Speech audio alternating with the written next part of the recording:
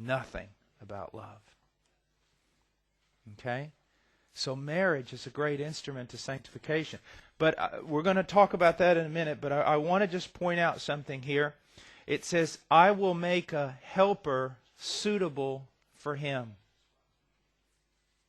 Now, these are, these types of passages, this passage, I will make a helper suitable for him, and passages like submission, they have to be taught, and they're beautiful doctrines, but they're frightening. And I'll tell you why they're frightening. Not just because they contradict culture.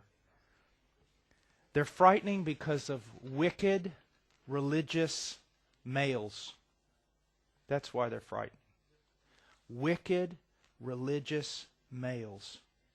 There is nothing worse on the face of the earth than a man who is unconverted and yet takes the Bible seriously.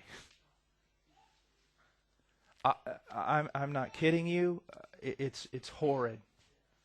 When a man starts to try to order his house according to the laws and the commands and the precepts of Scripture, and his heart is not converted, he becomes a Hitler. He becomes a Nero. It's oppressive. It's bondage. It's horrible. The wife is beaten down. The children have no security. It's just horrid. And I have seen men who dot every I and cross every T in religion, take verses like this and just use it to oppress their families. And of all men, they ought to fear on Judgment Day, when God casts their soul into hell for what they've done. And so I want you to know that I'm aware of that when I teach this, and I hate it. We're not talking about a man like that. We're talking about a man who realizes he has been given authority in the home in order to lay down his life for his wife, for her benefit, and to lay down his life for his children, his children's benefit, the promotion of them. Listen, I can tell what kind of husband you are. I just need to look at your wife. If I see a little battered woman walking 4 steps behind you, like a wilted flower just crumbling up, I know you're a vicious man, a neglectful man, a selfish man. When men truly live like Christ and become the heads of their home, the wife's life is promoted and blessed and becomes a fruitful vine. The children likewise.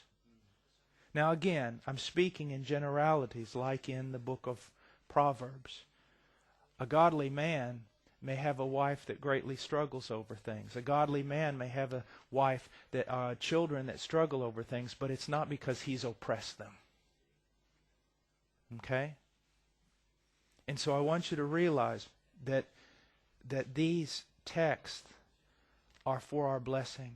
Now, I was created to lead my home. I was regenerated and called to lead my home, and I lead my home. I find my greatest happiness in taking the responsibility to lead my home. It's frightening because I know that I will stand before God one day and have to give an account of how I took care of His daughter. But at the same time, I want you to know something. My wife finds her greatest joy in being a helper suitable for me. Now, the world hates that. Culture hates it. If right now a TV network was in here, they would be putting this all over Denmark. This primitive, prehistoric, Neanderthal teaching. Well, just let me talk to them for a second. I would say this. Isn't it you that are coming out with all the reports about how society's falling apart, how immorality is rampant, how everything just socially seems to be disintegrating? You have all the answers, but you yourself admit that your entire world is falling apart.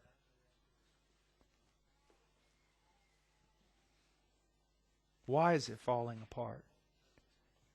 Because we've refused to obey our God. Period.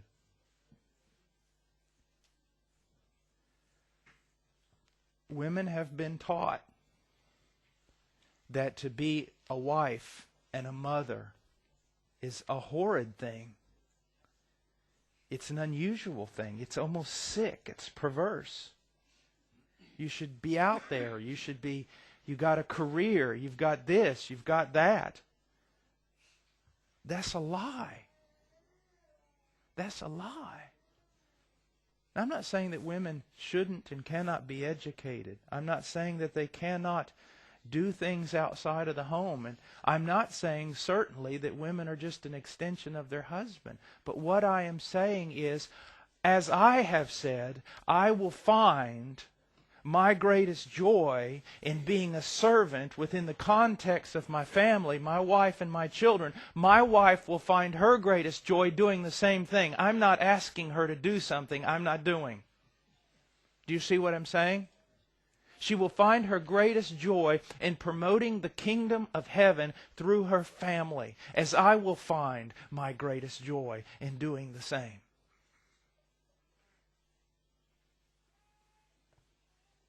And as I have been called to set a course to obeying God's commands in advancing His kingdom on this earth, she has been called to come alongside me and help me in this endeavor. Do you see that? I hope so. Now, I want us to go for a moment. Like I said, man, we're really jumping around. I want to go to Romans chapter 8 and show you the purpose of marriage.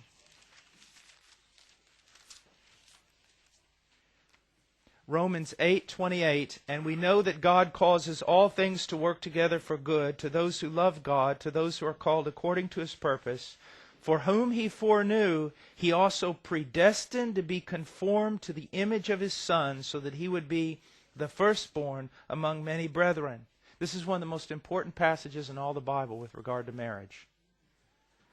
You're sitting there going, what? For those whom He foreknew, He also predestined to become conformed to the image of His Son. What is the purpose of marriage? A lot of Christian books, even sincere ones, have it very wrong. The purpose of marriage is not to create a little heaven on earth. It's not to fill your life with bliss. It's not to meet all your needs. If I meet all my wife's needs, it's idolatry. If she meets all my needs, it's idolatry. My wife was not created to meet all my needs, and I was not created to meet hers. We can't. That's why marriages fall apart. You expect your spouse to do something they were never intended to do. Christ is to meet my wife's needs. Only He can do that. And only Christ can meet mine.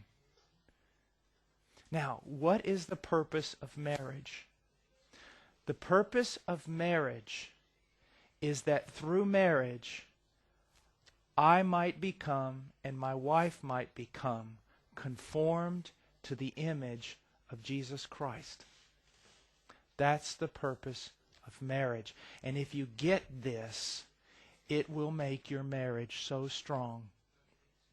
Now, I have been called by God into the ministry to preach. I have been called to preach.